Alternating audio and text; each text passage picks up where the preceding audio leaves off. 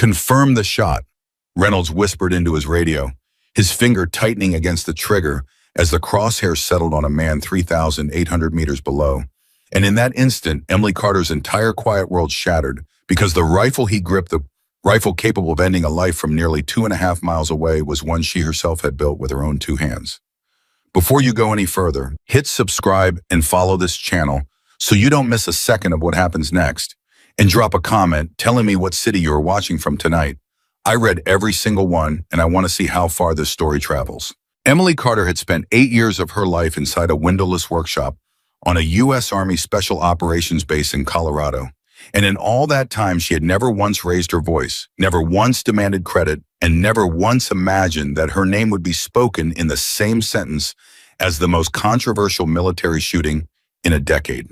She liked it that way. She liked the quiet click of a bolt sliding home. She liked the smell of gun oil in the morning before anyone else arrived. She liked knowing that somewhere thousands of miles away, a soldier was alive because she had tightened a screw correctly, because she had double-checked a scope 0, because she had done her job the way she always did with total obsessive precision. "Carter, you're a machine," her supervisor used to joke. "You don't even blink when you work." "I blink," she'd say. "I just don't waste it." That was Emily, quiet, exact, invisible by choice. She had grown up the daughter of a gunsmith in rural Wyoming, a man who taught her that a weapon was not a symbol of violence, but a promise that if you built something correctly, it would not fail the person who depended on it. Her father used to say, "A rifle doesn't lie. It only tells you the truth about how well you built it." Emily carried those words with her every single day of her career, long after her father passed, long after she left Wyoming, long after the U.S. Army recruited her not as a soldier, but as something rarer, a precision weapons technician trusted with systems most operators would never even be allowed to touch. She had rebuilt sniper systems that special operations units used in classified missions. She had recalibrated scopes for shooters who held records nobody talked about publicly. She understood barrel harmonics, bullet drop compensation, humidity's effect on powder burn rate, and the almost supernatural patience required to hold a crosshair steady on a target more than 2 miles away. But even Emily Carter, with all her knowledge, all her obsessive mastery of ballistics and mathematics, was not prepared for the question that walked through her workshop door on an ordinary Tuesday afternoon. She was elbow deep in a rifle disassembly, humming quietly to herself, when the door opened without a knock. She didn't even look up at first. "If you're here for the M11, oh, it's not ready," she said flatly. "Told logistics Thursday, and I meant Thursday. I'm not here for the M110. Something in the voice made her pause. It wasn't the voice of a supply officer. It wasn't the voice of a technician complaining about paperwork. It was low-controlled and carried the particular stillness of a man who had spent years learning to speak only when necessary. Emily looked up. Standing in her doorway was a man in the special operations gear, his face weathered by sun and stress in a way that told a story longer than any file could hold. His eyes moved across her workshop the way a sniper's eyes move across a landscape, cataloging everything missing, nothing. "Major Daniel Walker," he said, "Sniper Training Division." Emily set down her tools slowly. "I know who you are, Major. Everyone on this base knows who you are." That was true. Walker's reputation preceded him everywhere he went, a legendary instructor, a man who had trained some of the deadliest long-range shooters in the U.S. military, a man whose name was spoken with a strange mixture of respect and unease. "Then you understand I don't usually walk into technician workshops for small talk," Walker said. Emily wiped her hands on a rag, crossing her arms. "So what do you want?" Walker didn't answer immediately. Instead, he studied her, really studied her, the way a man studies something he's trying to decide whether to trust. Then he asked the question, "Do you believe a confirmed kill shot is possible from 3,800 meters?" For a moment, Emily thought she had misheard him. "I'm sorry, what?" "You heard me." Emily let out a short, disbelieving laugh. The kind of laugh that comes out before your brain fully processes how serious the question actually is. "Major, with respect, that's not a real number. That's a number people throw around in bar arguments. Nobody's confirmed a kill past 4,000 yards, let alone—" "I didn't ask if it's been done publicly," Walker interrupted, his voice sharpening just slightly. "I asked if you believe it's possible." Emily stared at him. Something in his tone told her this wasn't hypothetical. This wasn't a training exercise question. This wasn't idle curiosity from a man bored on a Tuesday afternoon. This was something else. "Talk to me like I'm not an idiot, Major," she said slowly. "Why are you really asking me this?" Walker exhaled, and for the first time since he'd walked in, Emily saw something crack in his controlled expression, something that looked almost like exhaustion. "Because I need to know if it's humanly possible," he said, "before I have to explain to four-star generals why we can't find the person who already did it." The words hit Emily like a physical weight. "Someone already made that shot," she repeated slowly, feeling the floor shift slightly beneath her. "Yes." "When 6 months ago?" "Where?" Walker's jaw tightened. "That's classified. What isn't classified, what I can tell you, is that the target was a person of significant intelligence value. Eliminated in a single shot from a distance, our own analysts initially refused to believe." Emily's mind was already racing, already running the numbers before she could stop herself. Bullet drop at that range. Wind drift calculations across nearly 2.5 miles. Coriolis effect from the Earth's rotation. Spin drift from the bullet's rotation. Temperature differential across such a massive distance. Air density changes at different altitudes along the bullet's path. It wasn't just difficult, it was by almost every practical measure impossible. "Major," she said carefully, "a shot like that isn't just skill. It's not even just talent. You're talking about someone who would need an almost inhuman understanding of ballistics, atmospheric conditions, and the weapon itself. You're talking about someone who calculated variables that most professional snipers don't even train for because they're considered theoretical." "I know." "You're talking about someone who essentially performed a miracle." "I know," Walker said, again quieter this time. "That's why I'm here." Emily felt a cold, uneasy feeling settle into her stomach. "Why me?" Walker reached into a folder he'd been holding at his shade, and for the first time Emily noticed how tightly his fingers had been gripping it, as if he'd been carrying something heavier than paper. He slid a photograph across her workbench. Emily looked down, and her entire body went still. It was a rifle. A precision sniper rifle, custom modified with a very particular type of barrel fluting pattern. A pattern she recognized immediately because she had cut it herself. "This can't be," she whispered. "It's your work," Walker said. "Isn't it?" Emily's hands trembled slightly as she picked up the photograph, staring at the modifications. The scope mount, alterations, the trigger adjustments, all of it, screaming her signature technique. The specific combination of tweaks that only a handful of technicians in the entire U.S. military would even know how to execute correctly. I don't understand," she said, her voice barely above a whisper. "I repair weapons. I don't send them into combat. I don't know where they end up after they leave this workshop." "I believe you, Dick," Walker said, and something in his voice suggested he genuinely did. "But someone used a rifle you modified to make a shot that shouldn't exist. And now Command wants to know exactly how." Emily set the photograph down slowly, her mind spinning through the last several months, trying to remember every weapon that had passed through her hands, every soldier who had walked through her door, every routine maintenance request that might have secretly been something far larger than she realized. "How many rifles passed through this workshop a month, Major?" she asked, though she already knew the answer would not satisfy him. "Too many to count individually, which is exactly why I need your help narrowing it down." Emily felt her pulse quicken. "You want me to identify who picked this weapon up? I want you to help me understand who could have modified it to perform at that level," Walker said. "Because whoever did this didn't just get lucky. They understood ballistics on a level that very few people in this entire country possess." He paused, studying her face carefully. "People like you, Emily." The weight of his words settled over her like a physical pressure pressing down on her chest until she found it hard to breathe normally. "You think I did this?" she said flatly. "I don't think anything yet," Walker replied. "But I need someone who understands this weapon as intimately as whoever built it. And right now that person is either dangerously unstable or dangerously brilliant, or both." Emily swallowed hard. "And you need me to find out which?" Walker nodded once. "Yes." For a long moment, neither of them spoke. The workshop, usually filled with the comfortable hum of routine, suddenly felt suffocatingly silent, as if the walls themselves were holding their breath, waiting for Emily's answer. "If I say no," she finally asked, Then someone else takes over your workshop's records. Someone else interviews the soldiers who came through here in the last year. Someone else decides whether your name gets cleared or gets buried in a file nobody ever opens again.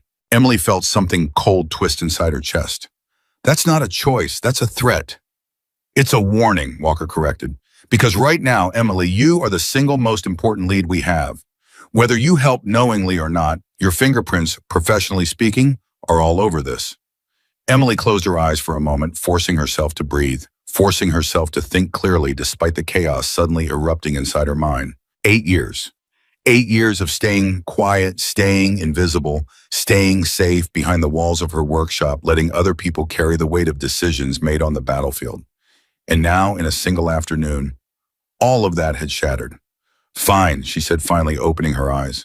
I'll help you, but I need to see everything.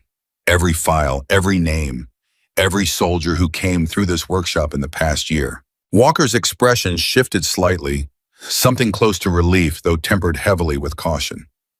That's classified information, Emily. Then classify me too, she snapped, surprising even herself with the sharpness in her voice. Because if you think I built a weapon capable of killing someone from 3,800 meters without knowing it, then you'd better let me prove exactly how impossible that theory actually is. Walker studied her for a long moment, something flickering behind his eyes. Respect, perhaps, or simply recognition of a woman who was no longer willing to stay quiet. All right, he said finally. Come with me. That night, Emily Carter did not sleep. She sat at her small kitchen table surrounded by printouts, ballistic charts, and hastily scribbled calculations, trying desperately to prove to herself that the shot Walker described simply could not have happened the way Command believed it did.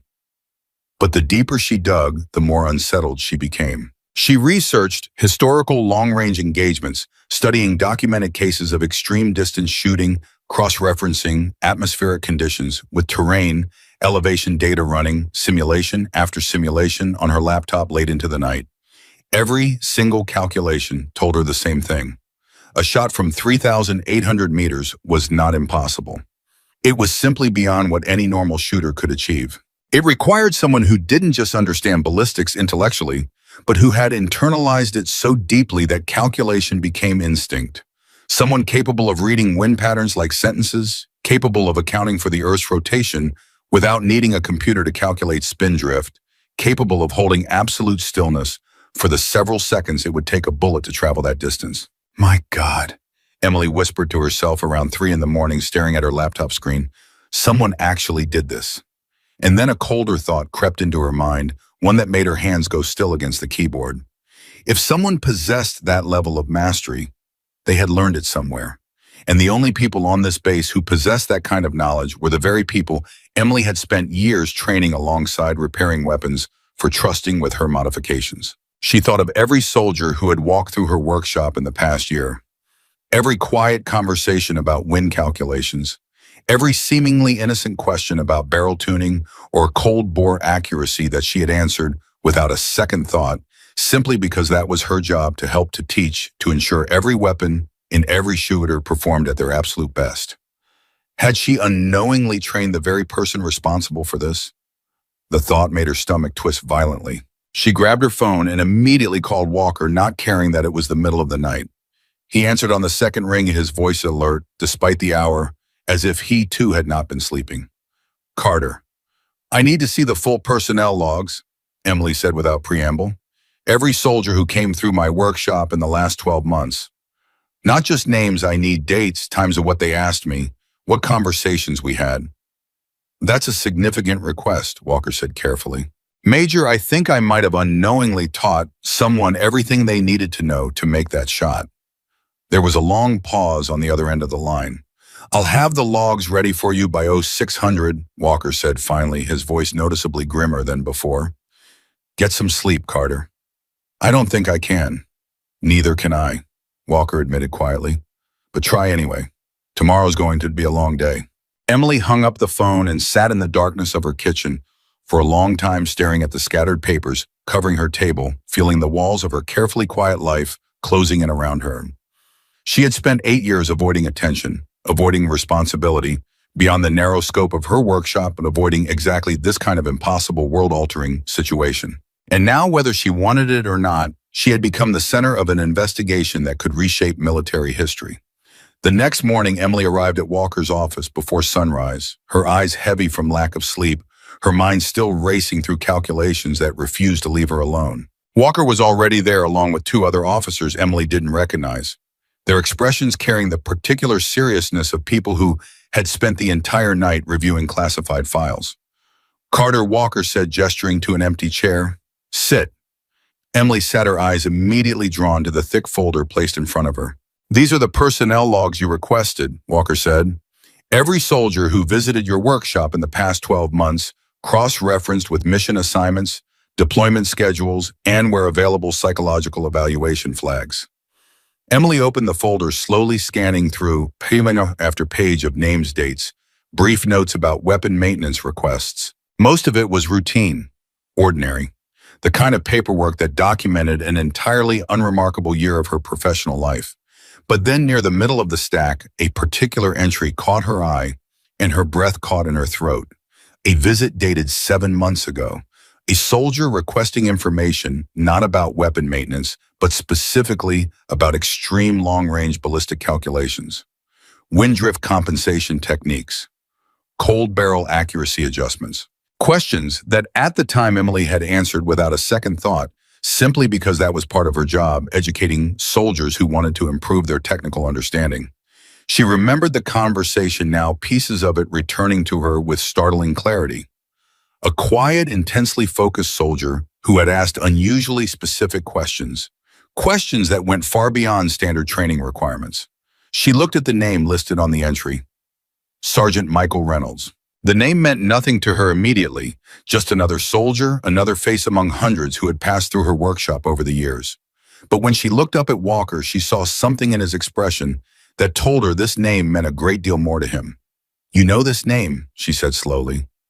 Walker's jaw tightened, his eyes suddenly distant, as if the name itself carried weight he hadn't fully prepared himself to confront. "Michael Reynolds," he said quietly, "was one of the finest snipers this country has ever produced. He disappeared 8 months ago," Walker said, "after losing his spotter, his closest friend, during a mission that should never have happened." Emily felt a chill crawl up her spine. What happened to his friend? Walker's expression darkened considerably. "Intelligence failure," he said. "Bad coordinates, bad timing. A mission that got approved by someone who should have known better, executed by two men who trusted the information they were given." He paused, his voice growing quieter, heavier. "Reynolds watched his best friend die because someone higher up the chain made a careless decision and never faced consequences for it." Emily's mind raced, connecting pieces of information that suddenly felt terrifyingly clear.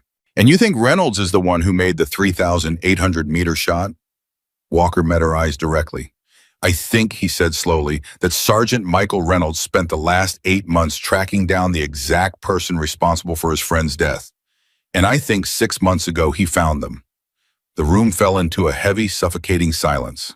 Emily stared down at the personnel log, at the entry documenting a conversation she barely remembered, having a conversation that without her knowledge, without her intention, may have provided the final piece of technical knowledge a grieving broken soldier needed to execute an act of devastating, impossible precision.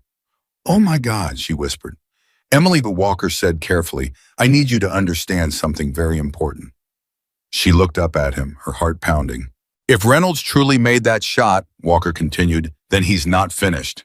Emily's blood ran cold. "What do you mean, not finished?" Walker leaned forward, his expression deadly serious. "Intelligence suggests the person responsible for the original mission, failure, the officer whose careless decision got Reynolds' friend killed, is still alive."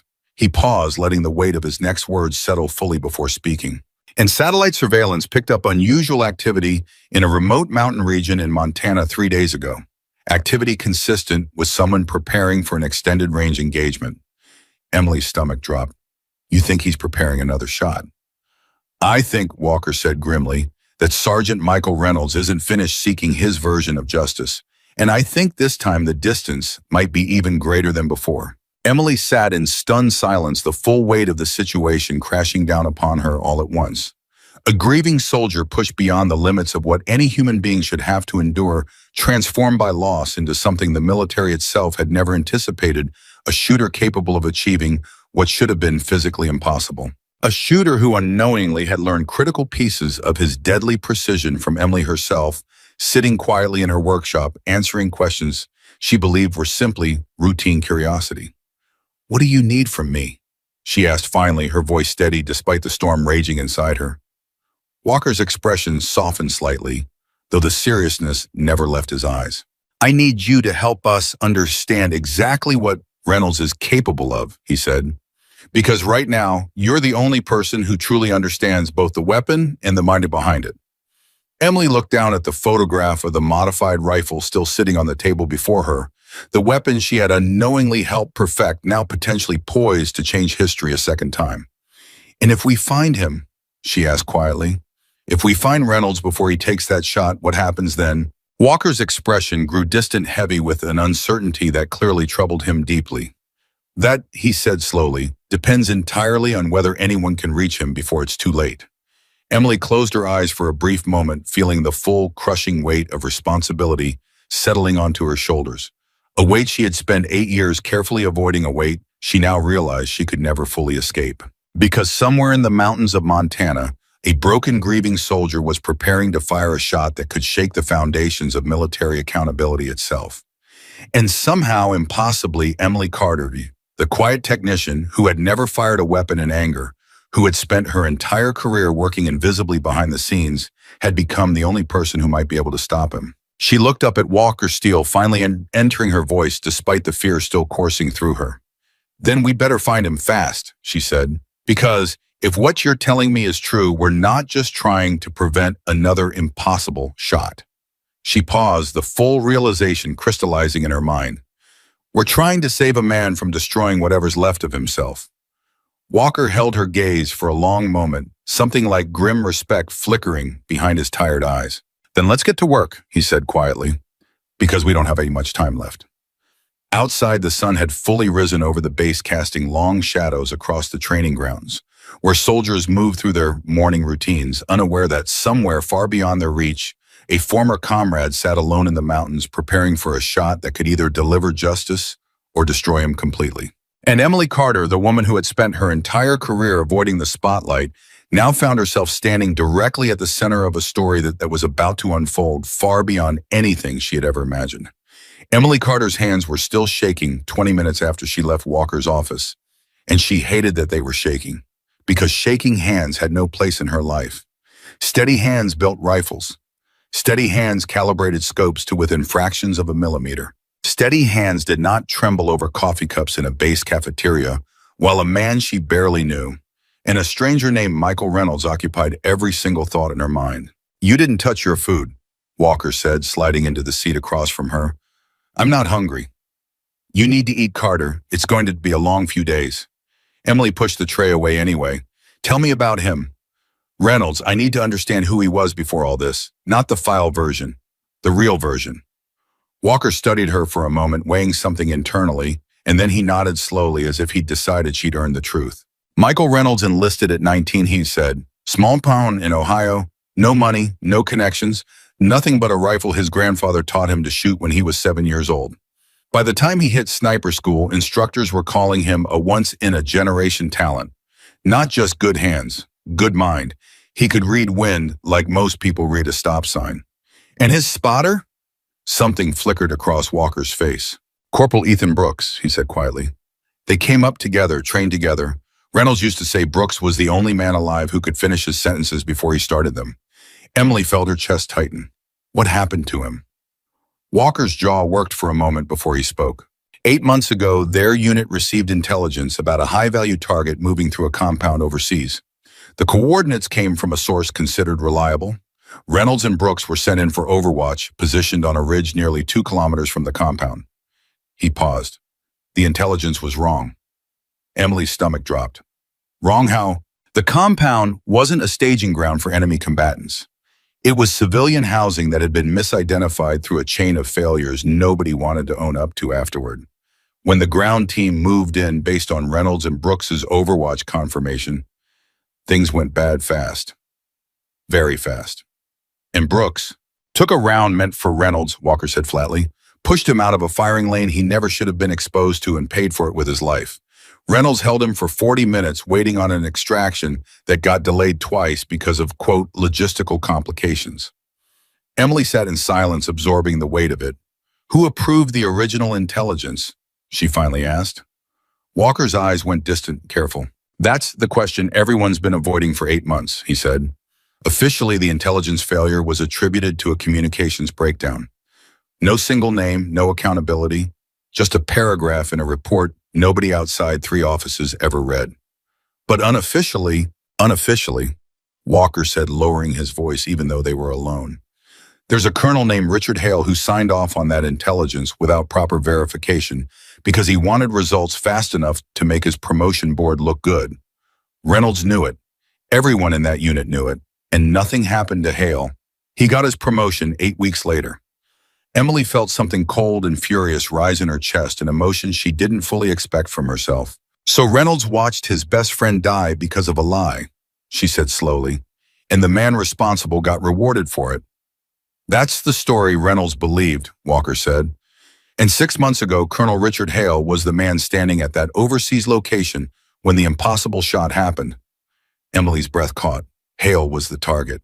Walker nodded once, grim. Confirmed kill, one shot, 3,800 meters, and the only man with motive mastery and a documented history of extreme distance training was a sniper who vanished off every radar 8 months earlier. Emily sat back in her chair, feeling the full architecture of the story finally lock into place around her. Reynolds didn't just get lucky, she whispered. He spent months planning this, training for this, building himself into a weapon capable of reaching a target no one thought was reachable. Yes, and now you think he's found someone else. Walker's expression darkened further. We believe Hale wasn't acting alone, he said. There's evidence suggesting another officer helped bury the intelligence failure afterward, someone who made sure Reynolds' formal complaints never went anywhere, someone who quietly closed the investigation before it could implicate anyone above a certain pay grade. Brigadier General Thomas Whitfield. The name settled over the table like a stone dropped into still water. And Whitfield is scheduled to appear at a military conference in Montana in 4 days, Walker said, which happens to be roughly 11 kilometers from where satellite imagery picked up unusual movement 3 nights ago. Emily's pulse spiked. 11 kilometers isn't a sniper's range, Major. Nobody's making that shot. No, Walker agreed, but 4,000 meters from a ridge overlooking the conference grounds absolutely is. And that ridge sits almost exactly 11 kilometers from the compound where the surveillance activity was recorded, which means Reynolds isn't at the shooting position yet. He's still staging, moving supplies, building his hide slowly the way a man builds something he intends to get exactly right. Emily closed her eyes briefly, trying to process the sheer scale of what she was hearing. He's not acting out of rage, she said quietly. This isn't some broken man losing control. This is calculated, patient, methodical, which is exactly why he's so dangerous, Walker said, and exactly why we need you. Emily opened her eyes, meeting his gaze directly. What can I possibly do that a team of trained operators can't? Walker leaned forward, his voice dropping into something more urgent. Because everyone else on this operation sees Reynolds as a target, he said, a threat to neutralize. But you, he paused, choosing his words carefully, you might be the only person who can talk to the man behind the rifle instead of just the rifle itself. Emily felt the weight of that statement settle heavily onto her shoulders. You want me to talk him down? I want you to try, Walker said, before anyone else gets sent up that mountain with orders that don't leave room for conversation. The words hung in the air between them, heavy with implication. And if I can't, Emily asked quietly. Walker didn't answer immediately, and his silence told her everything she needed to know. The flight to Montana took 3 hours, and Emily spent every minute of it staring out the window, running calculations in her head that had nothing to do with ballistics and everything to do with the impossible weight of what she'd agreed to do. She wasn't a negotiator. She wasn't a psychologist. She was a technician who understood rifles better than she understood people, and now she was being asked to reach into the mind of a grieving, brilliant, dangerous man and somehow convince him to abandon a plan he had spent 8 months perfecting. You're quiet, Walker said, sitting beside her. I'm thinking. About what to say to him. About whether anything I say will matter, Emily admitted. Major, I never met this man. I answered a few technical questions 8 months ago that I don't even fully remember. What makes you think he'll listen to a stranger? Walker considered the question seriously before answering. Because you're not entirely a stranger, he said. You're the person who helped build the tool that gave him his justice the first time. Whether you meant to or not, you're connected to this in a way almost nobody else is. Emily turned that over in her mind, uncertain whether it comforted her or terrified her further. And if he sees me as part of the system that failed him, she asked. Part of the machine that let Hale walk free for months while Brooks was in the ground. Walker didn't have an answer for that, and his silence was answer enough.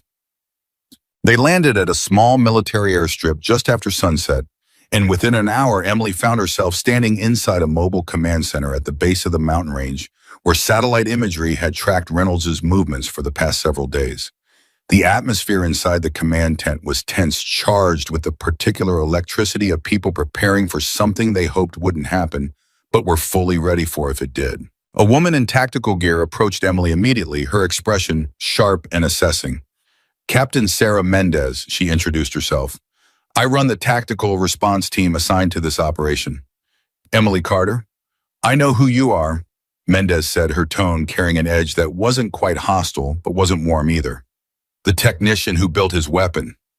Emily felt the accusation embedded in those words, even if Mendez hadn't stated it outright. I didn't know what it would be used for, Emily said evenly. Doesn't matter now, does it? Mendez replied. What matters is whether you can actually get through to him, because my team has 3 separate extraction plans ready, and every single one of them ends the same way if he doesn't put that rifle down voluntarily. Emily felt a chill settle over her. You mean lethal force? I mean, Mendez said flatly, that a man capable of hitting a target from 4,000 meters isn't someone we can afford to approach carefully. If he sees movement on that ridge before General Whitfield's protective detail is fully in position, he takes the shot and Whitfield dies in front of 200 military officials at a conference broadcast to 3 continents. That is not a scenario anyone in this operation is willing to risk. So you'll kill him first. If it comes to that, Mendez said without a trace of hesitation, yes. Emily's stomach twisted violently. He lost his best friend, she said, her voice rising slightly despite her efforts to stay composed.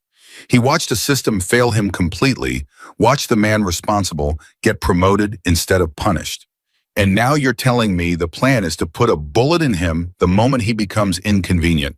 The plan, Mendez corrected coldly, is to protect a general who has committed no proven crime from a man who has already killed 1 officer under circumstances that remain legally speaking an assassination. I understand you're sympathetic to his story, Miss Carter. I am too, honestly. But sympathy doesn't change what happens if he pulls that trigger a second time. Walker stepped between them before the tension could escalate further. Enough, he said firmly. We're all on the same side here. Emily's job is to try reaching Reynolds before it comes to force. Everyone's hoping it doesn't come to that, including you, Mendez. Mendez's jaw tightened, but she nodded once, stepping back. Fine, she said, but the timeline is not flexible. Whitfield arrives in 4 days. Reynolds' hide position based on our surveillance will likely be fully established within 48 hours.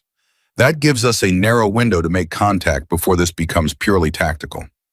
Emily absorbed the timeline, feeling the pressure of it settle into her bones. 48 hours. 48 hours to somehow reach a man who had disappeared from the world for 8 months, who had trained himself into an instrument of impossible precision, who believed perhaps correctly that justice would never come through any official channel. How do we even make contact? Emily asked. You said yourself he's practically invisible up there. Walker gestured toward a large monitor displaying a topographical map of the mountain range, a small red marker blinking near a ridge overlooking a valley.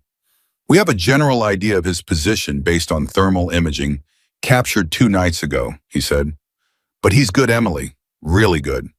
He knows how to avoid detection, how to move without leaving traces, how to disappear into terrain most people wouldn't even consider navigable. So we don't actually know exactly where he is. Not with certainty, no. Emily stared at the blinking marker on the screen, feeling the impossible scale of the task ahead of her. Then how am I supposed to talk to a man I can't even find? Walker's expression grew serious, almost hesitant, as if he'd been holding back a piece of information he knew would unsettle her further. We don't think you'll need to find him, he said slowly. Emily frowned. What do you mean? We think he already knows you're here. The words landed like a physical blow. What? Walker exchanged a brief glance with Mendez before continuing. 2 hours ago, one of our surveillance teams intercepted a short-range radio transmission near the base of the mountain, he said. Encrypted brief untraceable to a specific device, but the content was clear enough. What did it say? Walker hesitated, and Emily felt her pulse hammering against her ribs. Tell me, Major. Walker exhaled slowly. It said, I know why you brought her. Tell Carter I remember the conversation. Tell her I hope she remembers it too. Emily felt the blood drain from her face. He knows I'm here, she whispered. He's been watching this whole operation unfold. It appears that way, yes. And he specifically asked for me.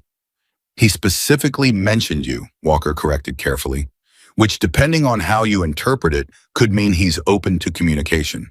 Or it could mean he wants me close enough to make a point. Emily finished, her voice tight with rising fear.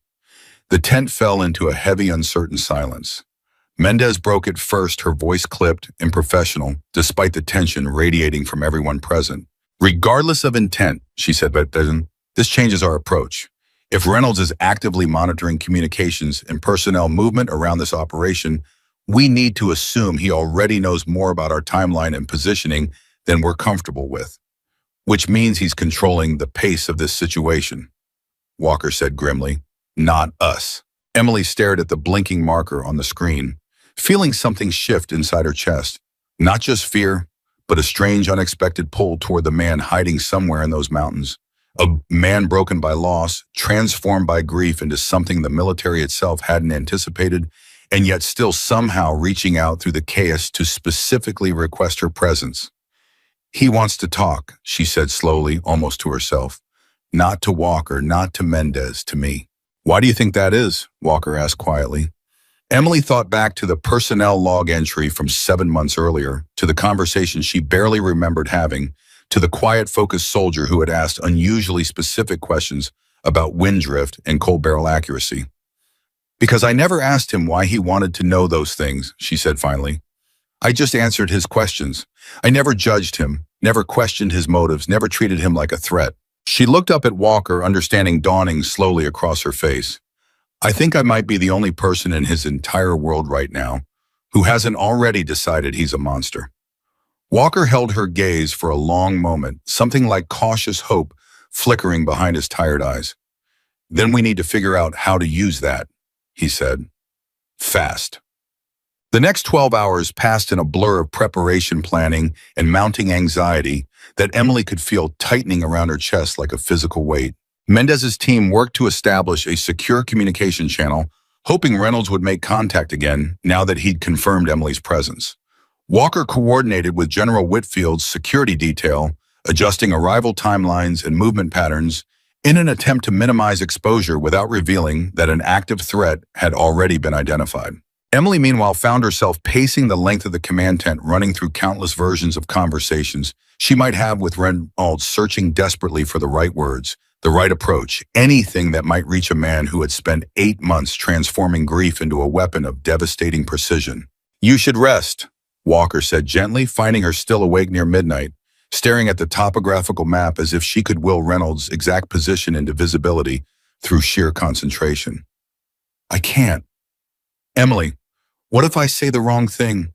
She said, turning to face him, her voice cracking slightly with exhaustion and fear. What if I get up there, he makes contact again, and I say exactly the wrong thing, and instead of talking him down, I push him further? Walker studied her for a long moment before responding. Then we adjust, he said simply. This isn't about being perfect, Emily. It's about being honest. Reynolds has spent 8 months surrounded by silence, by people who either fear him or want him dead. You're the first person in a long time who might actually see him as something other than a threat. Emily nodded slowly, though the fear didn't fully leave her chest. What if he already decided this ends with him taking that shot no matter what I say? She asked quietly. Walker's expression grew heavy, honest, in a way that unsettled her more than any reassurance could have. Then we'll find out tomorrow, he said, because Mendez just received confirmation. Reynolds made contact again 10 minutes ago. Emily's heart slammed against her ribs. What did he say? Walker's jaw tightened as he relayed the message, his voice low and serious. He wants to meet you, he said, alone at dawn, on the ridge. The words hung in the air like a held breath, heavy with everything neither of them dared to say aloud. Emily stared at the blinking marker on the screen one final time, feeling the full terrifying weight of what tomorrow would demand of her. Somewhere in those mountains, a broken man waited, rifle in hand, justice and grief tangled together into something neither fully righteous nor fully monstrous.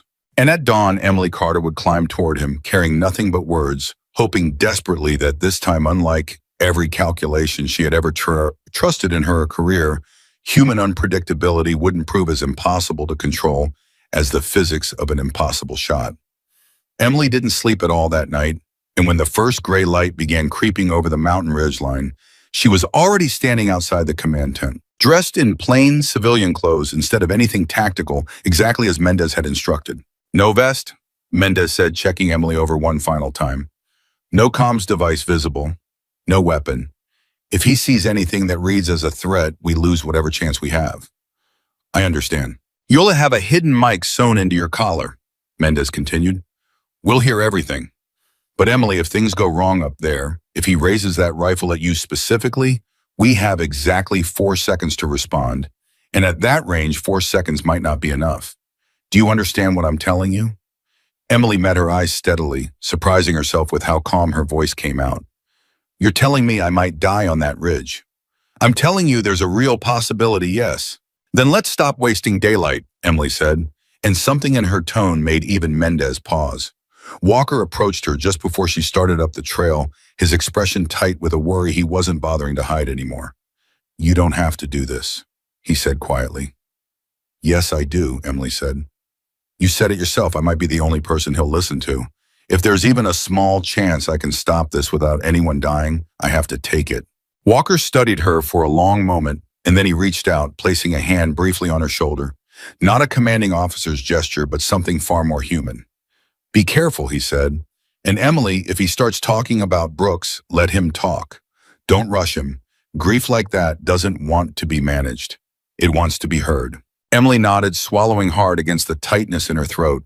And then she turned and began walking up the mountain trail alone, every step carrying her closer to a man she had never met, a man whose hands had once held a rifle. She built a man who now held her life balanced against words she hadn't even fully found yet. The climb took nearly 40 minutes.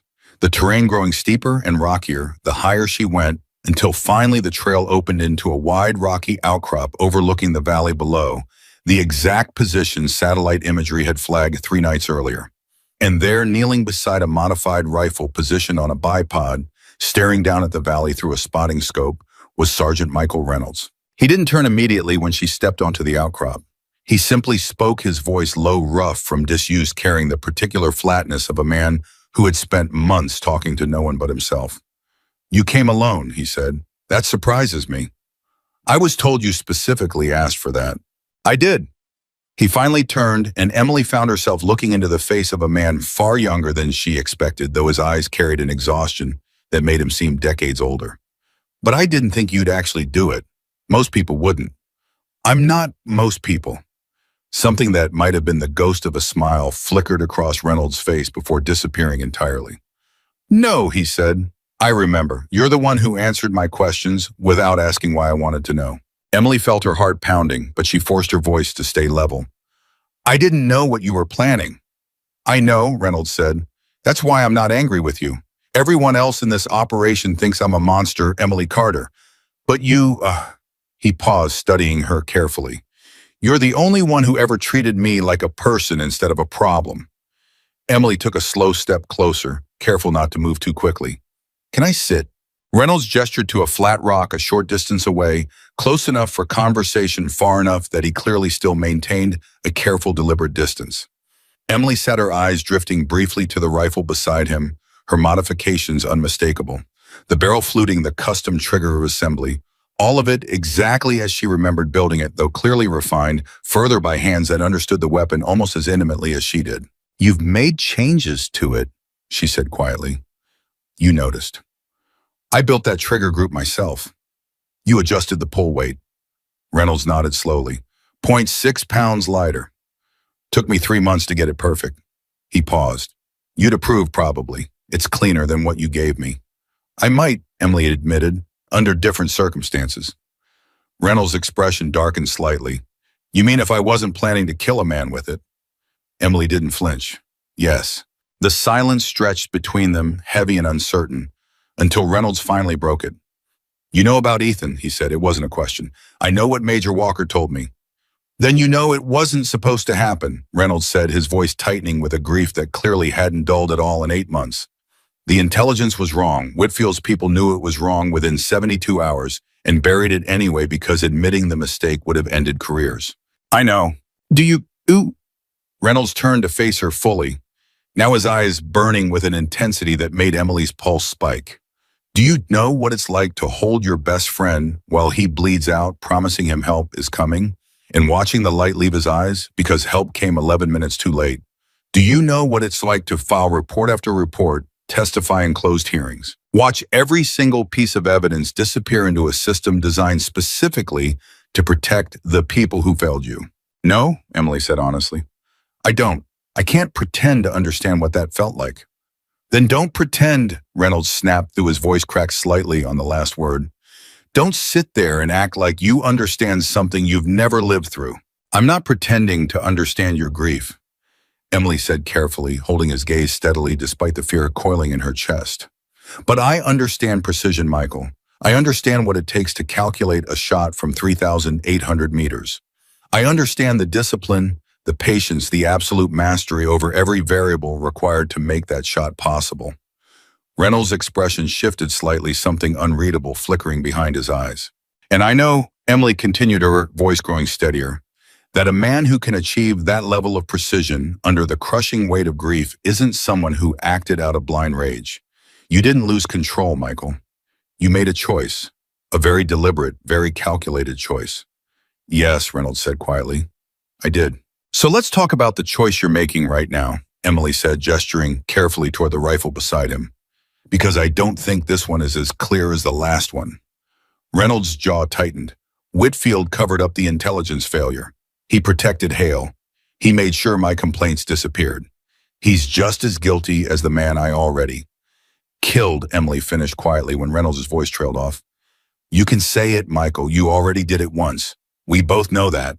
Reynolds' hands trembled slightly against the rifle stock, and for a moment Emily saw something break through his controlled exterior. Not anger, but raw, unguarded pain. Hale deserved it, he whispered. Maybe he did, Emily said, surprising herself with the honesty of her response. I'm not going to sit here and tell you Hale was innocent, Michael. From everything I've been told, he made a catastrophic decision that got your best friend killed, and then he let the system protect him from any real consequence. That's not justice.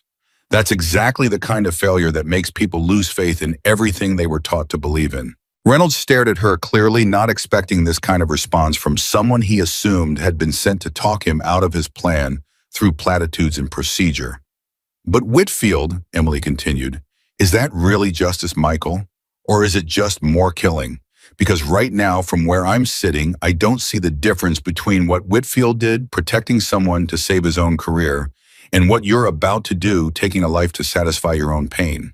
Don't you dare compare me to him, Reynolds said, his voice sharp with sudden fury. Then help me understand the difference, Emily said, refusing to back down despite the danger clearly radiating from him. Because from here it looks like two men who decided their own judgment mattered more than anyone else's life. Reynolds' hands clenched into fists, and for a terrifying moment, Emily wondered if she had pushed too hard, too fast, too soon. You don't understand what it's like, he said, finally, his voice raw. To watch someone die because the system failed, and then watch that same system protect the people responsible. You don't understand what happens to a person when justice becomes a fantasy, when the only way to make things right is to become the very thing you swore you'd never become. Then explain it to me, Emily said softly, because I want to understand Michael. I really do. For a long moment, Reynolds said nothing, simply staring out at the valley below. His eyes distant, lost somewhere in memories Emily couldn't fully access. After Ethan died, he finally said, his voice barely above a whisper, I went through every official channel, every single one. I testified. I submitted evidence. I watched investigators nod sympathetically and then close my case within weeks, always citing insufficient evidence, always protecting someone above a certain rank. And that's when you disappeared, Emily said quietly. I couldn't do it anymore, Reynolds said. I couldn't keep believing in a system that had already shown me exactly what it was willing to protect and what it was willing to sacrifice. So I decided if the system wouldn't deliver justice, I would. And killing Hale, Emily said carefully, did that bring you peace? Reynolds' expression cracked slightly, something raw and honest breaking through his carefully controlled exterior. No, he admitted, his voice barely audible. It didn't. Emily felt something shift in the air between them, a small but significant crack in Reynolds' resolve. Then why do you think killing Whitfield will be any different? She asked gently. Reynolds' hands trembled against the rifle, and for a long moment he said nothing, simply staring down at the weapon as if seeing it clearly for the first time in months. Because I don't know what else to do, he finally whispered, and the admission seemed to cost him something enormous. Because if I stop now, if I put this down, then Ethan died for nothing, and Hale's death meant nothing, and I have to live with what I've become without even the comfort of believing it accomplishes something. Emily's heart broke slightly at the raw honesty in his voice, but she forced herself to stay focused, to push through the emotion toward the words that might actually reach him. Michael, she said carefully, Ethan didn't die so you could destroy yourself chasing a version of justice that will never actually fill the hole he left behind. You already proved you were the best shooter in the world. But this, she gestured toward the rifle, toward the valley below, toward the entire impossible situation surrounding them. This isn't about the rifle anymore. It never was. Reynolds looked up at her, his eyes glistening with unshed tears he clearly refused to let fall. Then what is it about? He asked, his voice cracking. It's about whether you're willing to let your grief define the rest of your life, Emily said softly. Because right now, sitting on this mountain, preparing to take another life, you are not honoring Ethan's memory. You're burying yourself alongside him. Reynolds' breathing grew ragged, his composure fracturing further with every word Emily spoke. You didn't know him, he said, his voice breaking. You don't know what kind of person he was. He was funny, Emily. He was kind. He used to talk about opening a fishing shop when his enlistment ended, some small place on a lake back home where he could teach kids how to cast a line properly. He had this whole future planned out, this whole beautiful, simple life, and it all disappeared in 11 minutes because someone decided a promotion mattered more than double-checking coordinates. Then honor that, Emily said gently. Honor the man who wanted a simple life by choosing to live yours instead of ending it on this mountain. I'm not ending my life, Reynolds said, though his voice lacked conviction now. Aren't you? Emily asked quietly. Because from where I'm sitting, taking this shot, doesn't end with you walking away peacefully. It ends with a tactical response team descending on this position within minutes, and men trained to eliminate threats without hesitation, and a final outcome that leaves you exactly where Ethan is. Reynolds flinched visibly at her words, the reality of the situation clearly settling over him with renewed weight. Maybe that's fitting, he whispered. No, Emily said firmly, surprising herself with the strength in her voice. It's not fitting. It's tragic. And Ethan wouldn't want that for you, Michael.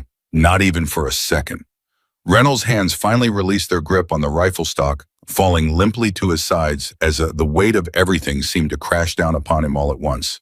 I don't know how to stop, he admitted, his voice barely audible. I've spent 8 months planning this. 8 months becoming this. I don't know who I am if I'm not the person seeking justice for Ethan anymore. Emily felt a wave of empathy wash over her, mixing dangerously with the fear still coursing through her veins. Then let's figure that out together, she said softly. But not like this, Michael. Not with another death on your conscience. Not with a bullet that can't be taken back once it leaves that barrel. Reynolds stared at her for a long, agonizing moment, his internal struggle playing out visibly across his exhausted features. And then from somewhere down the mountain, a sharp crack of static erupted through Emily's hidden earpiece, followed by Mendez's urgent voice. Carter, we have a problem. General Whitfield's security detail moved up the timeline. He's arriving at the conference grounds in 20 minutes, not 4 days. Reynolds' position gives him a clear shot the moment Whitfield steps out of his vehicle. Emily's blood ran cold. 20 minutes. She glanced at Reynolds, who was watching her carefully, clearly noticing the sudden shift in her expression. What is it? he asked, his voice sharpening with renewed alertness. Emily hesitated for only a fraction of a second before deciding honesty was the only path forward. Whitfield's arriving early, she said. 20 minutes. Reynolds' entire demeanor shifted instantly, years of trained instinct, overriding the emotional vulnerability he'd shown moments earlier. His hand moved toward the rifle, almost involuntarily, muscle memory taking control, before conscious thought could catch up. Michael, don't, Emily said urgently, rising to her feet. Please, we were just talking. We were getting somewhere. They moved the timeline because they know I'm up here, Reynolds said, his voice hardening with sudden dangerous clarity. This was never really about giving me a chance to walk away, was it? This was about buying time until they could get Whitfield in and out before I could react. That's not true, Emily said desperately, though a horrible sinking feeling told her Reynolds might not be entirely wrong. Isn't it? Reynolds' eyes hardened, the vulnerability from moments earlier vanishing beneath a wall of cold, calculated focus. You should go, Emily. Now, before this becomes something you don't want to witness. Michael, please. Go. The command in his voice left no room for argument, and Emily felt panic rising in her chest as she watched him settle back behind the rifle, his hands finding their familiar position with terrifying practiced ease. Her earpiece crackled again. Carter, get clear of that position immediately. Tactical team is moving in 90 seconds. Emily's mind raced desperately, searching for something, anything that might reach Reynolds before it was too late. Michael, she said, her voice trembling now, if you take this shot, you're not getting justice for Ethan. You are proving every single person who called you dangerous, who called you a monster, right? You're giving them exactly the outcome they expect from you. Reynolds' finger hovered near the trigger guard, his breathing controlled despite the chaos unfolding around them. And if I don't take it, he said quietly, not looking up from the scope. Whitfield walks away untouched, exactly like Hale would have if I hadn't acted. The system protects itself, Emily. It always does. Then let me help you find another way, Emily pleaded, taking a careful step closer despite every instinct screaming at her to run. Not this way. Not a way that ends with you dead on this mountain and Whitfield's guilt buried right alongside Hale's. Reynolds' hand trembled slightly against the rifle, the internal war raging visibly beneath his controlled exterior. 15 seconds. Emily could hear Mendez's voice screaming through her earpiece, now ordering immediate withdrawal, warning that the tactical team was closing in regardless of her position. 10 seconds. Michael, Emily said, her voice breaking with desperate urgency, your friend did not die so you could destroy your own life on this mountain. Please put it down. 5 seconds. Reynolds' finger remained frozen against the trigger guard, his entire body rigid with indecision. 8 months of carefully constructed purpose colliding violently with the raw humanity Emily had managed to crack open in the span of a single desperate conversation. And then, with agonizing slowness, his hand lifted away from the rifle entirely. For one suspended heartbeat, nobody moved. Not Reynolds, not Emily, not even the wind seemed to breathe across that ridge. Then Reynolds' hand slid fully off the rifle, and he pressed his palms flat against the cold rock beneath him, his shoulders sagging forward, as if some invisible wire holding him upright for 8 straight months had finally suddenly been cut. Michael. Don't, he said, his voice hoarse. Don't say anything yet. I need a second. Emily froze where she stood, afraid that even breathing too loudly might shatter whatever fragile thread now held the moment together. Through her earpiece, Mendez's voice crackled again, sharper this time, more urgent. Carter, talk to us. Is he disarmed? Repeat, is the subject disarmed? Emily raised 2 fingers slowly toward her collar, activating the mic without taking her eyes off Reynolds. He's stepping back from the weapon, she said quietly. Do not move in. I repeat, do not send anyone up this ridge. Give us a minute. You don't have a minute, Mendez shot back. Whitfield's convoy is 6 minutes out. If Reynolds changes his mind, he won't, Emily said, though her heart was pounding so violently she wasn't entirely sure she believed her own words. Reynolds let out a broken, humorless laugh. They're listening to everything. Yes. Of course they are. He shook his head slowly, staring down at his own hands like he didn't fully recognize them. 8 months, and it still comes down to somebody else deciding when I'm allowed to stop. Nobody's deciding for you, Emily said, taking a careful step closer. You made this choice yourself, just now. That was you, Michael. Not them, not me, you. Reynolds' jaw tightened, his eyes glistening, refusing still to let anything fall. Doesn't feel like a choice. Feels like giving up. It's not the same thing, Emily said firmly, isn't it? No. She crouched slightly, lowering herself to his eye level, an instinct she didn't fully understand but trusted anyway. Giving up would have been staying silent for the rest of your life. Giving up would have been letting Hale and Whitfield's cover-up become the last word on what happened to Ethan. What you just did stepping back from that trigger, that's not surrender, Michael. That's the hardest thing a person can do. That's choosing to live with the pain instead of using it to destroy something else. Reynolds' breath hitched, and for the first time since Emily had arrived on that ridge, something in his face cracked open completely. 8 months of controlled, weaponized grief, finally spilling out in a way he could no longer contain. I keep seeing him, he whispered. Every time I close my eyes. 11 minutes, Emily. I held him for 11 minutes telling him help was coming, telling him to hang on, and the whole time I think some part of me already knew. His voice broke completely, and Emily, without thinking, without calculating, the tactical risk or the protocol violation, closed the remaining distance between them and knelt beside him, not touching him, but close enough that he wasn't alone in that moment for the first time in 8 months. You don't have to carry that by yourself anymore, she said softly.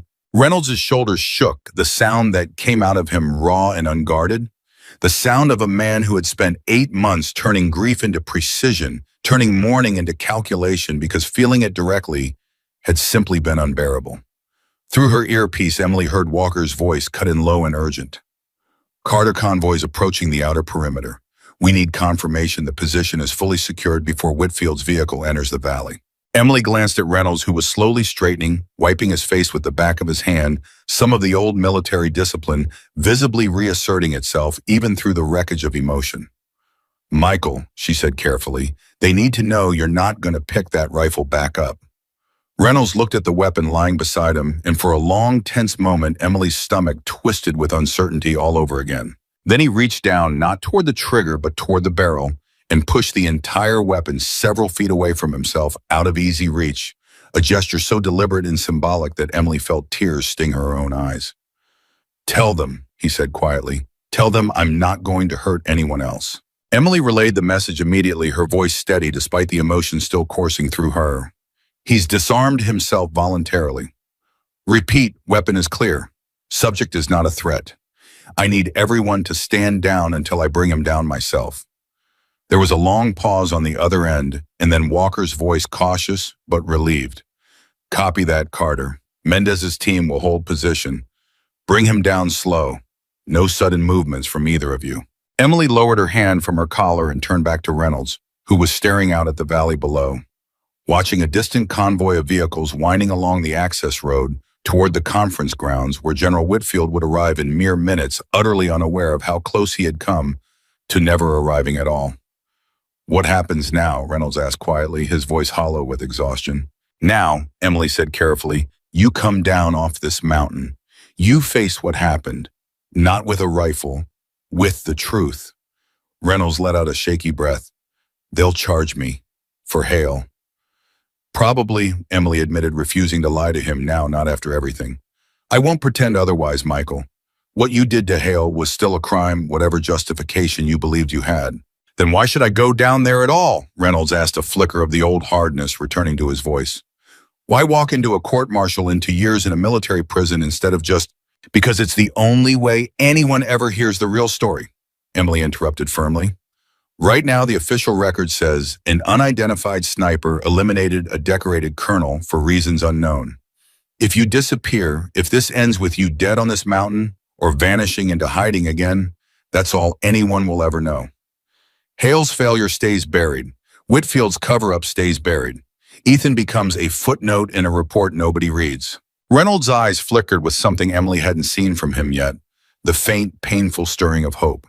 But if you testify, she continued, if you tell the truth about the intelligence failure, about the cover-up, about everything that led you to this point, that becomes part of the permanent record. That's something Ethan's family can hold on to. That's something that might actually stop this from happening to someone else. Reynolds was quiet for a long moment, staring down at his own trembling hands. You really believe that? He asked finally. You believe the truth actually changes anything in a system built to protect itself? Emily hesitated, unwilling to offer false comfort, but equally unwilling to let cynicism win in this moment. I believe it's the only chance either of us has, she said honestly. And I believe you owe it to Ethan to at least try, instead of letting his death become just another cover-up buried under two more bodies. Reynolds absorbed her words slowly, something shifting behind his exhausted eyes. Not resolution exactly, but perhaps the first fragile step toward it. Okay, he whispered finally. Okay. Okay, he repeated louder this time, as if forcing the word to become real by saying it twice. I'll come down. I'll tell them everything. Relief flooded through Emily so intensely her knees nearly buckled beneath her, but before she could respond, a sudden burst of static erupted through her earpiece, followed by Mendez's voice tight with alarm. Carter, we have a problem. Whitfield's convoy just stopped short of the conference grounds. Something's wrong. They're not proceeding to the main entrance. Emily's stomach dropped. What do you mean something's wrong? I mean, Mendez said, her voice grim. General Whitfield just received intelligence that an active sniper threat was neutralized on this ridge, and he's demanding to know exactly who was involved. Emily exchanged a wary glance with Reynolds, whose expression had gone carefully blank, old instincts clearly kicking back in. That's not unusual, Emily said slowly. He'd want a security briefing after a threat like this. Except, Mendez continued, her voice dropping even lower. Whitfield specifically requested that no formal report be filed yet. He wants to handle this, quote, internally before anything reaches higher command. A cold, uneasy feeling spread through Emily's chest. Why would he want that? There was a heavy pause on the line before Mendez answered. Because if Reynolds testifies about the cover-up, she said quietly, Whitfield doesn't just lose his career. He faces charges of his own, obstruction at minimum, possibly conspiracy depending on what else comes out. Emily, I think Whitfield's trying to control this situation before it ever reaches a courtroom. Emily felt her blood run cold as the full implication settled over her. He's going to try to make this disappear, she whispered. That's my read, yes, Mendez confirmed grimly. Which means the moment you bring Reynolds down off this mountain, you're not just walking into military custody. You're walking directly into the hands of the very man who has every reason to want both of you silenced before this ever becomes public. Reynolds' expression hardened instantly, years of hard-earned survival instinct flooding back into his posture. She's right, he said quietly. Whitfield's not going to let this become a court-martial with witnesses. He'll bury it. Bury me. Maybe bury you too if he thinks you know enough to be dangerous. Emily felt fear coil tightly in her stomach, but beneath it, something else was rising too. A stubborn, unshakable resolve that surprised even her. Then we don't give him the chance, she said firmly. Reynolds looked at her startled. What do you mean? I mean, Emily said, her mind racing rapidly through possibilities. We don't walk quietly into custody and hope the truth survives the process. We make sure the truth is already out before Whitfield has any chance to control the narrative. How? Reynolds asked, his voice sharp with sudden urgency. Emily hesitated only a moment before reaching toward her collar, activating the mic once more, her voice steady, despite the danger she knew she was about to invite. Major Walker, she said clearly, deliberately raising her voice enough that she knew it would carry not just to her earpiece, but potentially to anyone monitoring the broader command channel. I need you to understand something clearly, and I need this on record. Sergeant Reynolds is prepared to testify fully regarding the intelligence failure that led to Corporal Ethan Brooks's death and the subsequent cover-up involving Colonel Hale and Brigadier General Whitfield. I'm requesting that this testimony be documented immediately through multiple channels before any transport or custody transfer occurs. There was a long, heavy silence on the other end of the line. Then Walker's voice returned, careful, measured, clearly choosing his words with awareness that others might be listening. Copy that, Carter. Request noted and logged. I'll ensure documentation begins immediately upon your descent. Emily lowered her hands slowly, meeting Reynolds' gaze. That won't stop Whitfield from trying something, she said honestly. But it makes it a lot harder for him to make either of us simply disappear without consequence. Reynolds studied her for a long moment, something like genuine respect flickering behind his exhausted eyes. You didn't have to do that, he said quietly. You could have just brought me down quietly. Let the system handle it however it wanted. Maybe, Emily admitted, but I've spent 8 years staying quiet, Michael. Staying invisible. Letting other people make the decisions that mattered while I just fixed the weapons and sent them back out into the world without asking questions. She looked down at the valley at the distant convoy still stalled outside the conference grounds at the enormous, uncertain future waiting for both of them at the bottom of this mountain. "I'm done being invisible," she said quietly, "and I'm not going to let Whitfield bury the truth just because it's inconvenient for his career." Reynolds nodded slowly, something settling in his expression that looked for the first time since Emily had arrived on that ridge, almost like peace.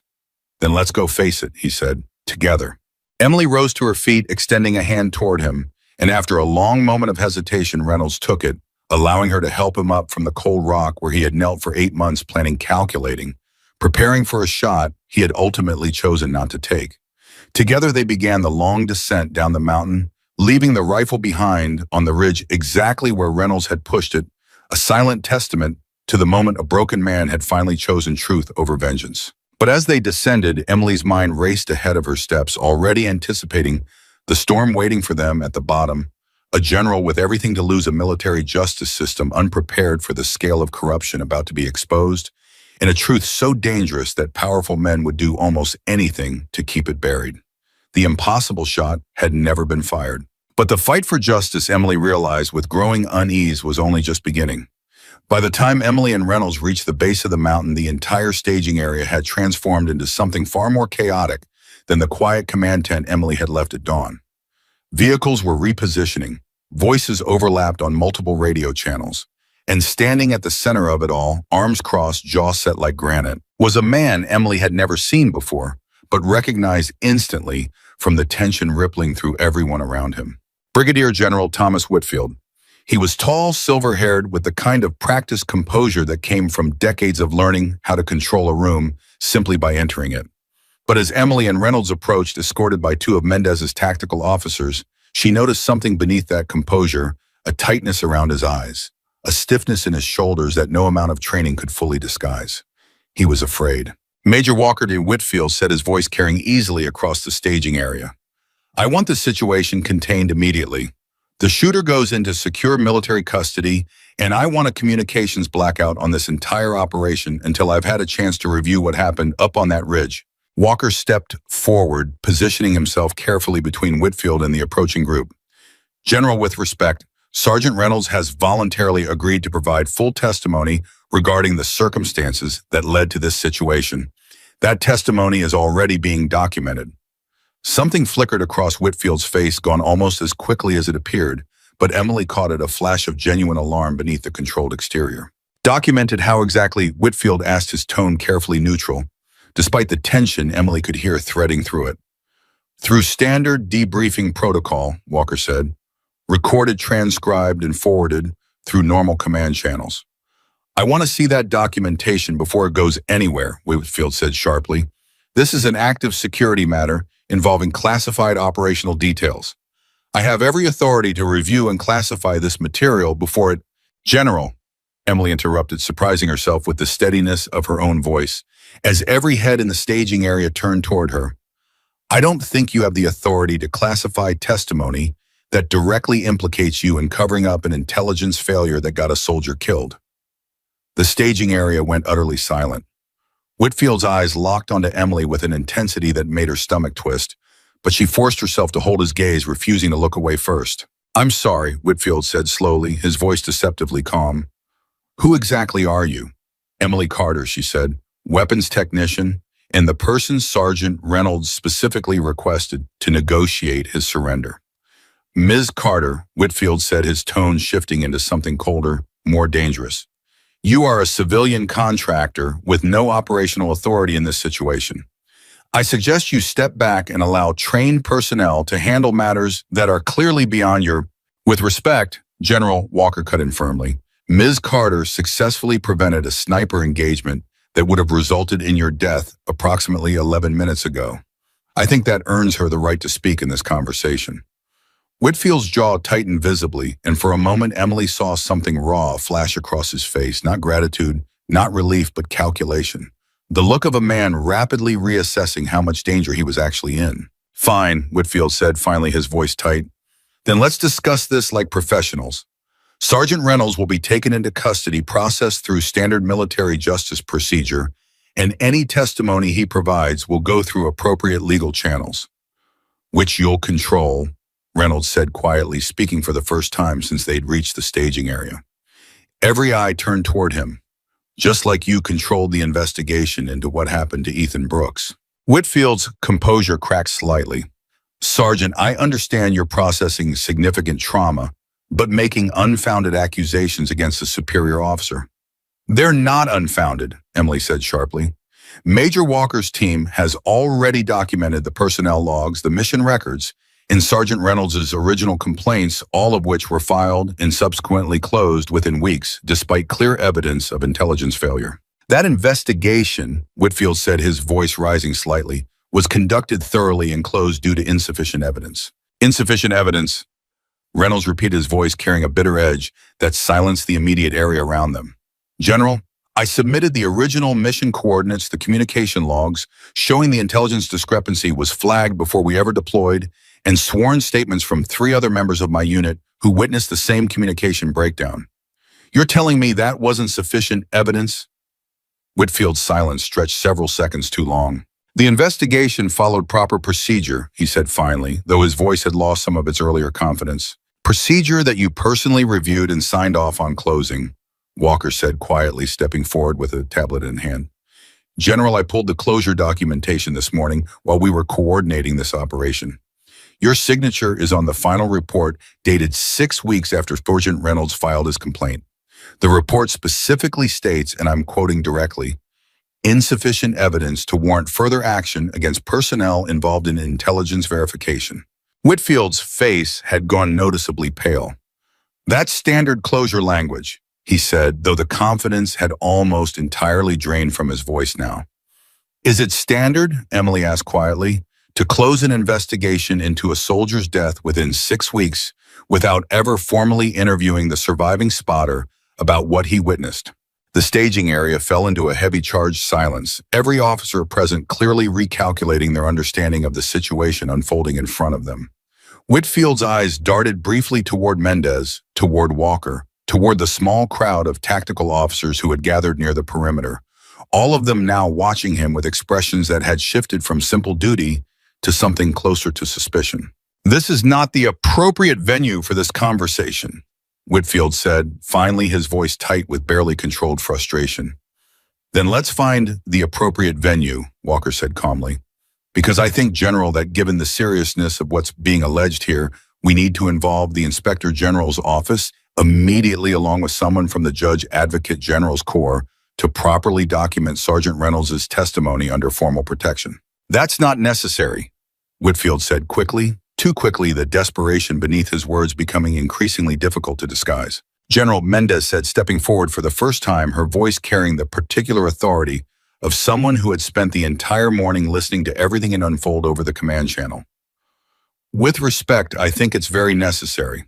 My team intercepted radio communications this morning indicating Sergeant Reynolds specifically identified you and Colonel Hale as the individuals responsible for the intelligence failure that led to Corporal Brooks's death. Given that Colonel Hale is now deceased under circumstances directly connected to the same failure, I believe this situation requires immediate, formal, and fully documented investigation.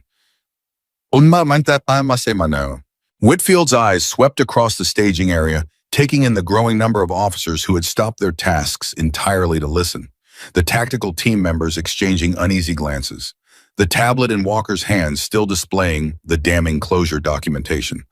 For a long moment, nobody spoke. Then Whitfield's shoulders sagged slightly, the carefully constructed composure finally beginning to crumble under the accumulated weight of evidence and witnesses he could no longer control or dismiss. You don't understand the pressure we were under, he said quietly, his voice suddenly sounding much older, much more tired than it had moments before.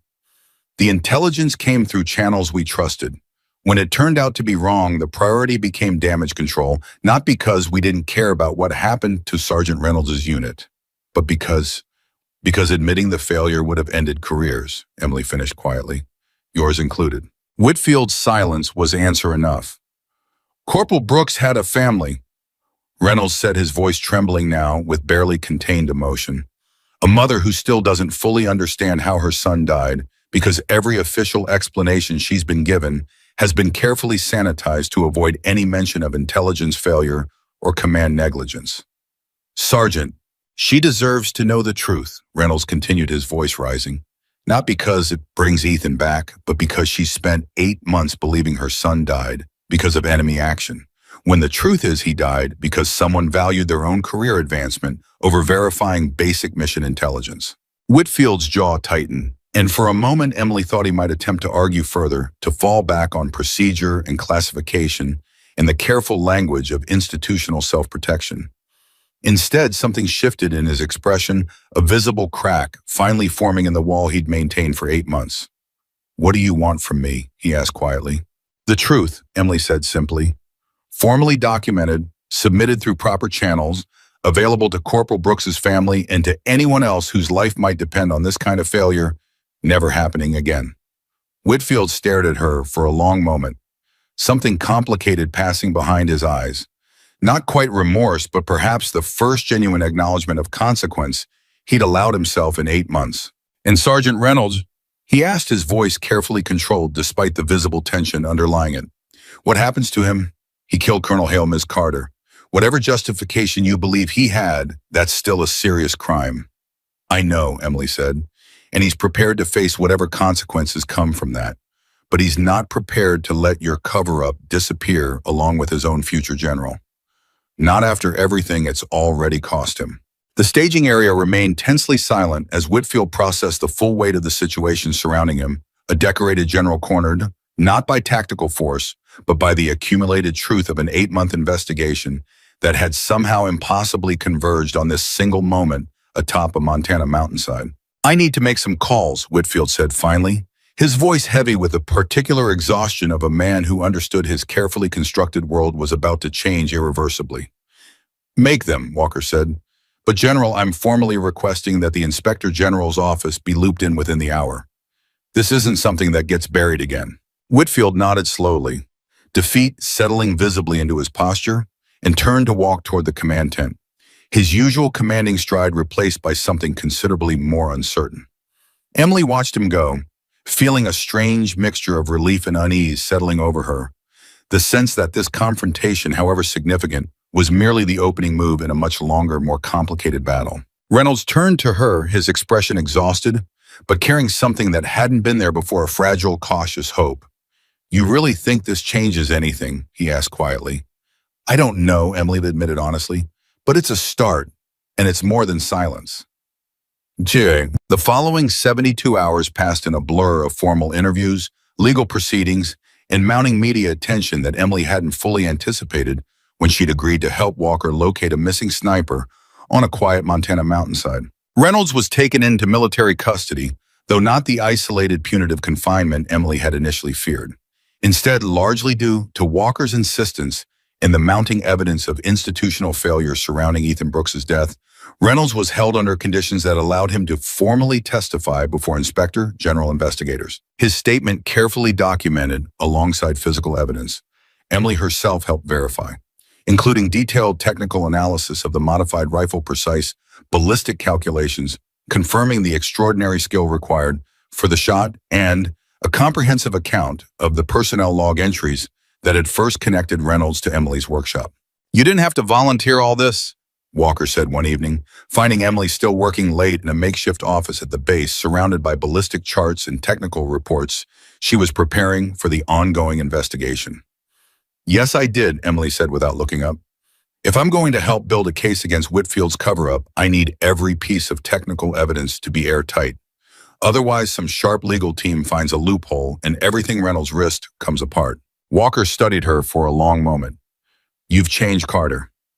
Emily finally looked up, exhaustion evident in her eyes, but something else there too, a kind of quiet resolve that hadn't existed in her before that Tuesday afternoon when Walker first walked into her workshop.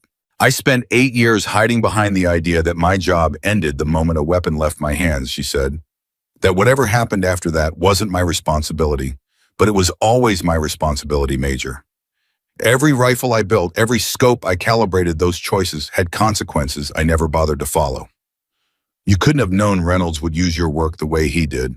"No," Emily agreed, "but I could have asked more questions. I could have paid attention to the soldiers who came through my workshop as people, not just technical problems to solve.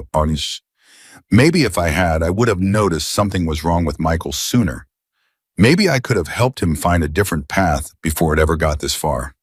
Or maybe, Walker said gently, you're carrying guilt that was never yours to carry in the first place. Emily considered his words carefully.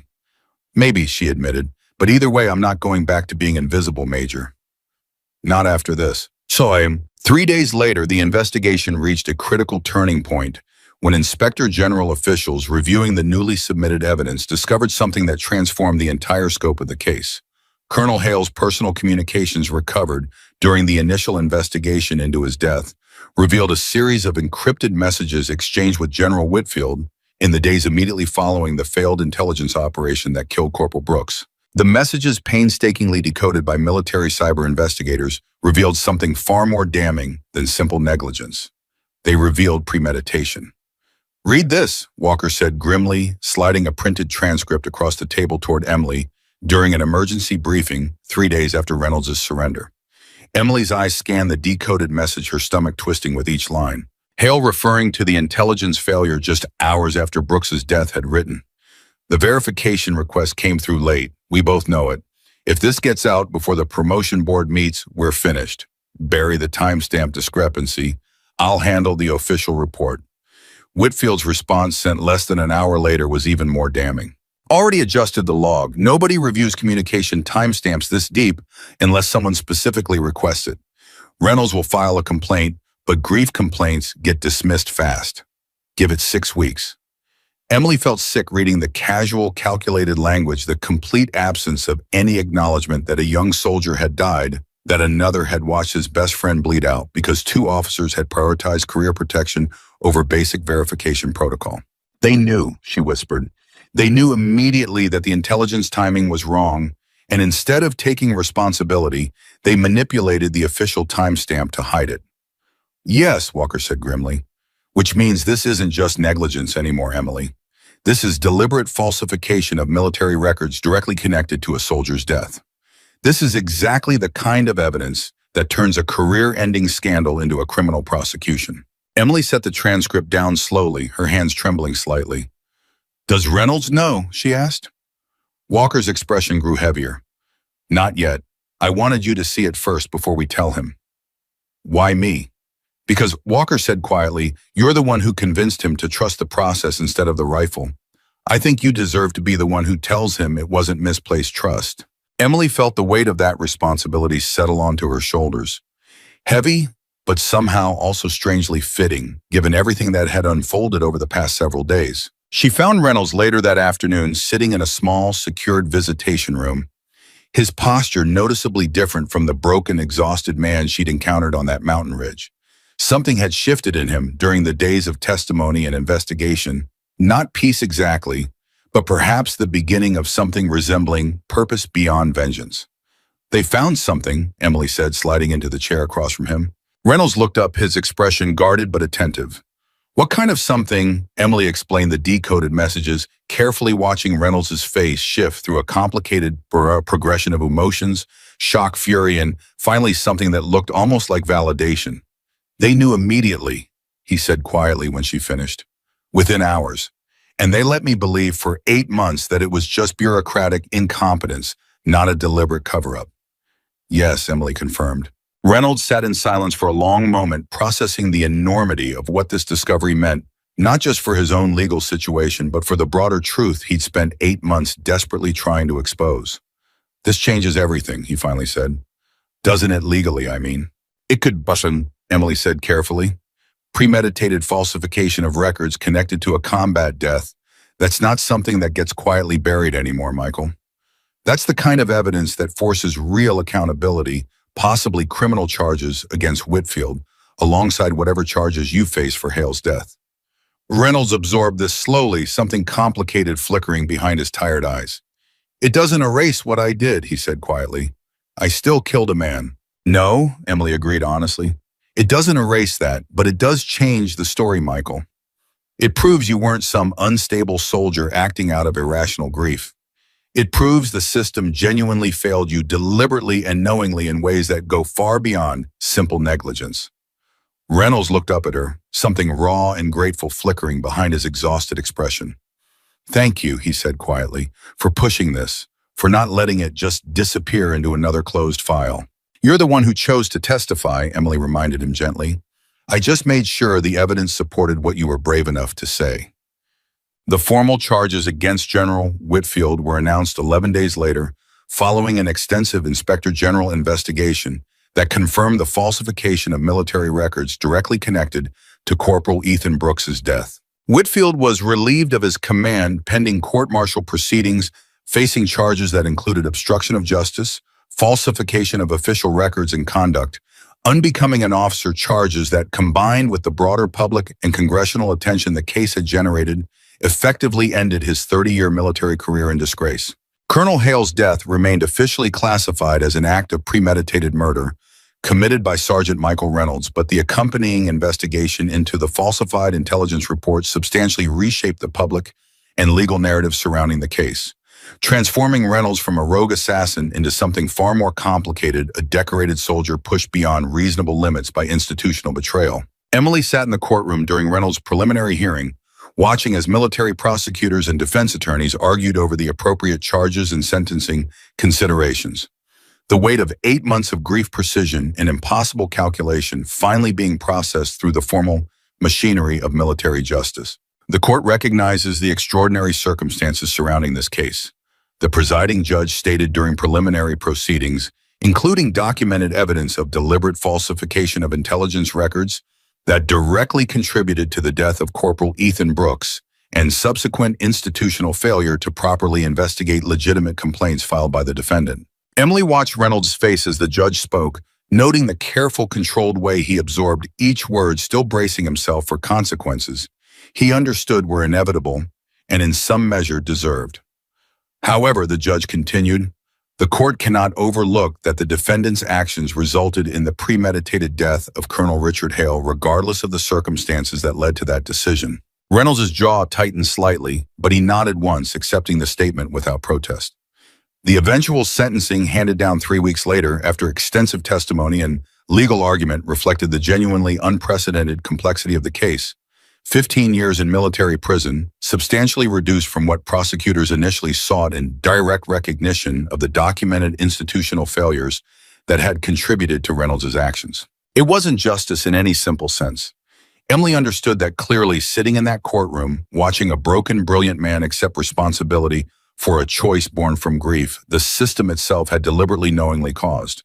But it was perhaps the closest thing to truth that either of them had any right to expect. After the sentencing hearing concluded, Emily found herself standing outside the courthouse, watching gray winter clouds gather over the parking lot, feeling the strange hollow weight of an ending that didn't feel like victory exactly, but also didn't feel entirely like defeat. You did everything you could, Walker said, appearing beside her. Did I? Emily asked quietly. A soldier is dead. Another soldier is going to prison for 15 years. A general's career is destroyed. None of that brings Ethan Brooks back, Major. None of that undoes 8 months of a man's life spent transforming grief into something capable of killing. No, Walker agreed. It doesn't. But it exposes the truth, Emily. It ensures Ethan's death means something beyond a closed file nobody ever reads. It ensures Reynolds' testimony forces institutional accountability that might genuinely prevent this exact tragedy from happening to someone else. Emily considered his words carefully, watching the winter sky darken further overhead. I keep thinking about what I told him, she said quietly. Up on that mountain, that the hardest shot isn't hitting a target from 3,800 meters. It's controlling yourself when everything inside you is screaming to pull the trigger. You believe that. I do, Emily said. But I also understand now that it's not enough to just tell someone that truth. You have to actually build something that makes restraint worth choosing. A system that actually holds people accountable instead of one that only responds when someone becomes desperate enough to force the issue through violence. Walker studied her for a long moment. What are you saying, Carter? Emily turned to face him fully, something resolute settling into her expression. I'm saying I'm not going back to being just a technician who fixes weapons and stays quiet about everything else, she said. I want to help build something better, whatever that looks like. Walker's expression shifted slightly, something like genuine respect flickering behind his tired eyes. I think, he said slowly, that might be exactly what this whole tragedy was missing from the beginning. Emily looked out at the darkening sky, feeling the enormous weight of everything that had unfolded over the past several weeks, and beneath that weight, something new and unfamiliar beginning to take root. Purpose. Not the quiet, invisible purpose she'd carried for 8 years inside her workshop fixing weapons and staying carefully out of the larger consequences those weapons created. Something bigger. Something that finally acknowledged the truth she'd discovered on that Montana mountainside holding a grieving, brilliant, broken man back from an impossible shot that could have ended everything. Behind every weapon was a person. And sometimes the most important thing anyone could ever build wasn't a rifle capable of reaching an impossible distance. It was the courage to reach toward another human being, standing at the edge of their own devastation, and remind them that choosing to live was never the same thing as giving up. 6 months passed before Emily Carter stood in front of a Senate Armed Services subcommittee, her hands steady now in a way they hadn't been on that Montana mountainside, ready to explain in exacting technical detail exactly how an impossible shot had become possible and exactly what that impossibility had cost. Ms. Carter, then the subcommittee chair, said, "You've been asked here today not as a witness to a crime, but as an expert whose testimony directly led to sweeping reforms in how the military investigates intelligence failures. Can you explain to this committee why that distinction matters to you?" Emily leaned toward the microphone, feeling the weight of cameras and reporters and grieving families seated behind her, all waiting for an answer she'd spent months preparing to give. "Because for 8 years," she said, "I believed my job ended the moment a weapon left my hands. I built tools. I calibrated instruments. I told myself that whatever happened afterward wasn't my responsibility. But Sergeant Reynolds taught me something I'll never forget, sitting on that ridge with a rifle I helped build, pointed at a man he believed the system would never hold accountable." She paused, gathering herself. "He taught me that precision without conscience is just another word for tragedy waiting to happen. And he taught me that the most dangerous weapon isn't the one capable of reaching 3,800 meters. It's a system so broken that a brilliant, honorable soldier felt he had no choice left but to become that weapon himself." The hearing room fell silent, several senators exchanging glances, a few visibly moved. "The reforms passed in the wake of this case," Emily continued. "Mandatory review protocols for any intelligence discrepancy flagged before deployment, independent oversight boards no longer controlled by the same command structure, being investigated, protected channels for soldiers to report failures without fear. Those complaints simply vanish into closed files. These aren't abstract policy changes to me. They're the difference between another Michael Reynolds finding justice through proper channels or finding it through a rifle scope on a mountain nobody was watching closely enough." After the hearing concluded, Emily made her way through the crowded hallway, declining interview requests from reporters who'd been following the case since Whitfield's court-martial had dominated headlines months earlier. She had said everything she needed to say inside that hearing room. The rest belonged to the people whose lives had actually been shattered by what happened. She found Sarah Brooks waiting near the exit. Ethan's mother, a woman Emily had met only once before during Reynolds' sentencing hearing, but whose quiet grief had stayed with her every single day since. "Mrs. Brooks," Emily said softly, approaching carefully. Sarah Brooks turned, her eyes red-rimmed but steady. "Ms. Carter, I wanted to thank you for today, for everything you said in there."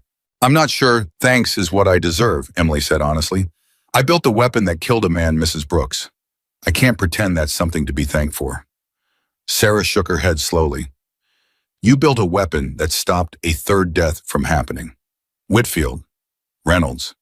If you hadn't gone up that mountain, both of them might be dead right now. And my son's death would have stayed buried under 2 more bodies nobody ever properly investigated." Emily felt her throat tighten. "Your son deserves so much better than what happened to him." "He did," Sarah agreed quietly. "But because of what you did, because of what Michael finally chose to do instead of what he planned, Ethan's death actually meant something. It changed things. It's still changing things." She gestured back toward the hearing room. "How many soldiers do you think are alive right now because some officer somewhere is scared to falsify intelligence timestamps knowing there's actual accountability now?" Emily didn't have an answer, but the question settled into her chest with unexpected weight. "How is Michael?" Sarah asked after a moment. "I haven't been able to visit him yet. I'm still deciding if I'm ready." Emily considered the question carefully. "He's serving his sentence with more peace than I expected, honestly. He started working with the prison's counseling program, helping other veterans process trauma.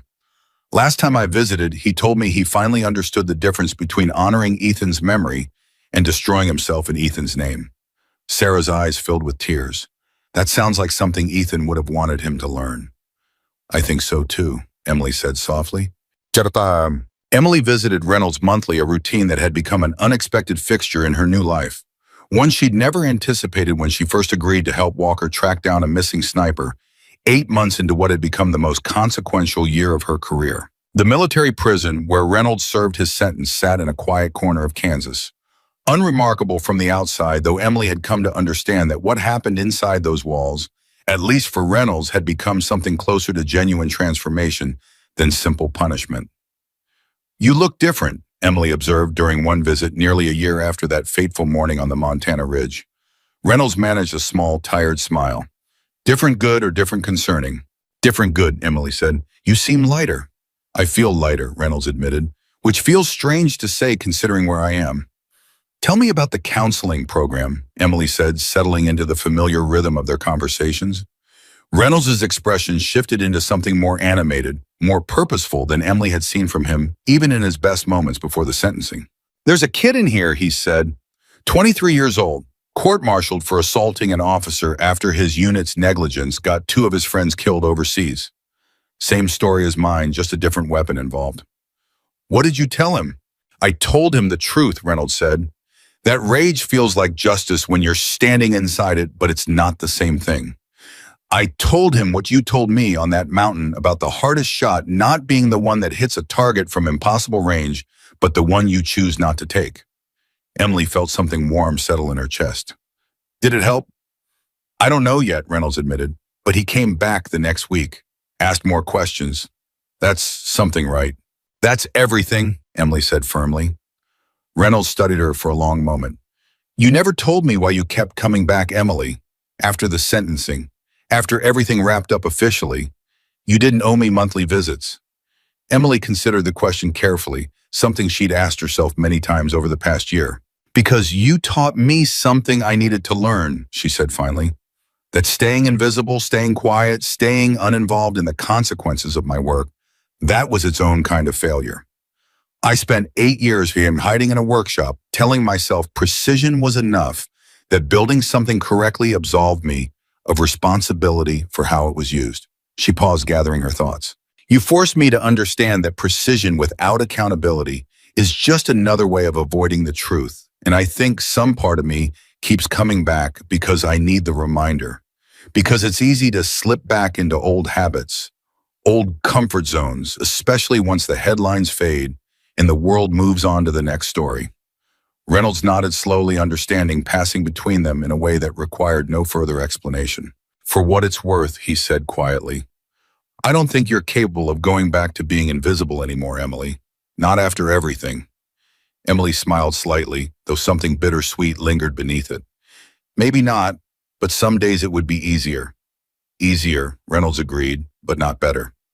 Emily's new position as a weapons and ballistics consultant for military ethics review boards took her to bases across the country over the following 2 years, each assignment carrying its own particular weight, its own reminder of the lessons she'd learned on that Montana Ridge. She reviewed technical specifications on emerging weapon systems, not just for their functional capability, but for their potential for misuse, their psychological impact on the soldiers trained to use them, the accountability structures surrounding their deployment. She testified in 3 additional cases involving intelligence failures, similar to the one that had claimed Ethan Brooks's life, each time watching institutional systems slowly painfully adjust toward greater transparency, greater accountability, greater recognition.